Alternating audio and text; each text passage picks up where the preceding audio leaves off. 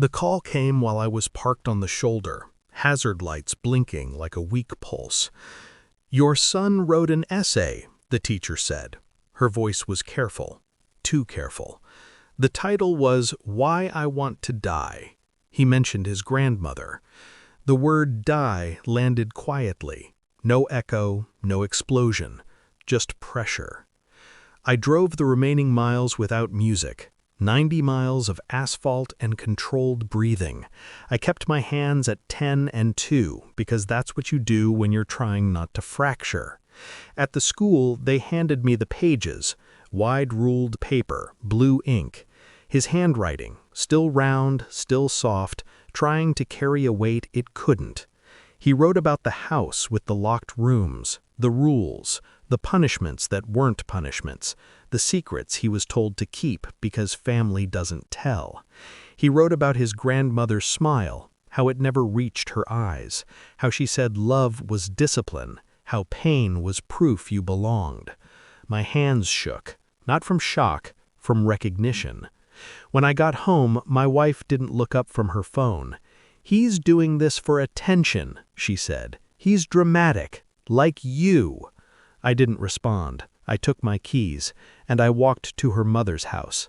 The house had always been wrong, too quiet, too clean, too controlled. My son never wanted to go there.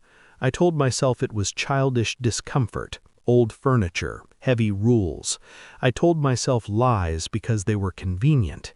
Inside, the air smelled like disinfectant and lavender, control masquerading as comfort. I noticed the locks first, not on the doors leading outside, on the doors inside, the spare room, the basement, the hallway bathroom. "Children wander," my mother-in-law had once said, laughing. "Locks keep them safe."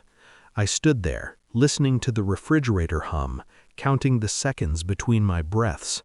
I remembered my wife insisting her parents watch him while she worked late. I remembered her brushing off his nightmares. I remembered how she flinched, not at his fear, but at my questions. Betrayal isn't always an affair. Sometimes it's permission. Sometimes it's silence. I checked the basement door. Locked. I didn't force it.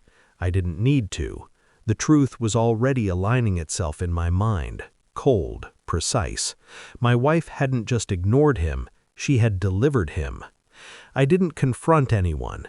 That night, I tucked my son into bed and watched him sleep like I was memorizing a face I might lose. I told him nothing. I promised him nothing. I started collecting facts, phone records, text messages, dates that overlapped too neatly. I found a shared calendar entry labeled Discipline Days. I found emails between my wife and her mother, long threads, careful language. He needs structure. He responds to isolation. He lies for attention. I installed cameras, not in my house, in theirs. A week passed. I watched footage at night, volume low, my face blank. I saw my son standing in a corner, hands behind his back, door locked, lights off. I saw my mother-in-law speaking softly, smiling, teaching him how to confess sins he didn't commit. I watched my father-in-law nod. Approval is its own cruelty. I requested school records, therapy notes my wife had hidden. A counselor had flagged concerns. My wife had pulled consent. I stayed calm, externally. Inside, something old and precise was assembling itself. Not rage, purpose. I printed everything, screenshots, videos, emails. I invited my wife to sit with me at the kitchen table. I slid the folder across without a word. She opened it, her face emptied. "I can explain," she whispered. I nodded. "Please," she cried. Not for him, for herself, for being caught. "It's how I was raised," she said. "They did it to me. I survived." I looked at her carefully, like a stranger. "You didn't survive," I said. "You adapted." She broke then, hands over her mouth, shaking. I felt nothing. That's how I knew it was over. I called 911 from her parents' driveway. "I'm reporting child abuse," I said calmly. "I have video evidence." Police cars filled the street like punctuation marks. My in-laws screamed. My wife begged. I stood aside. I handed over everything.